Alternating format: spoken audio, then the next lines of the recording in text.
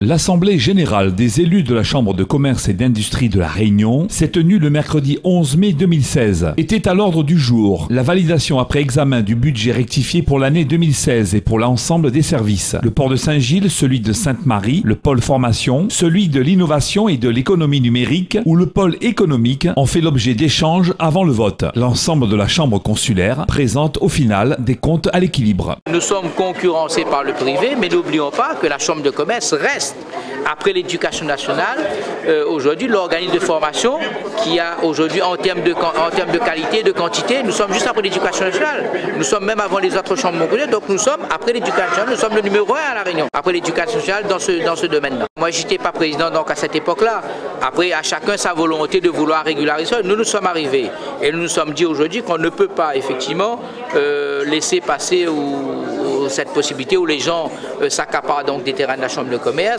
et ne payent pas. Donc nous avons régularisé la situation de tout le monde. Ceux qui ont occupé des terrains donc nous ont payé. Ceux qui ont effectivement construit sur des terrains de la Chambre ont été obligés effectivement donc quelque part de régulariser donc après avoir fait l'acquisition. Mais tout ça, on a pris quand même 4 ans, 5 ans justement pour remettre de l'ordre. Mais aujourd'hui, c'est chose faite. Mais nous avons tapé du poing sur la table. Parce que sinon, jamais nous sommes arrivés. Écoutez, vous avez des fonciers qu'on ne pouvait pas récupérer parce qu'ils ont construit sur ces terrains-là. On ne pouvait pas raser non plus effectivement le bâtiment. Donc, il y a une régularisation. Ils étaient obligés de payer la valeur fixée par les domaines. Il y a ce niveau. Après, il y a ceux qui occupaient des terrains qui n'avaient pas payé. Donc, ils ont payé. Après, ceux qui ont occupé des terrains avec des loyers vraiment très très bas et qui ont revu effectivement le loyer revenir donc au coût du marché et qui a quand même permis à la Chambre de commerce de récupérer près d'1 million d'euros l'année en termes effectivement de revenus locatifs. Avant notre arrivée en 2010, nous étions hors port, hors aéroport, dans une trésorerie négative de moins 1 100 000. Aujourd'hui, nous avons une trésorerie positive, vous l'avez vu, de 10 904 000 euros.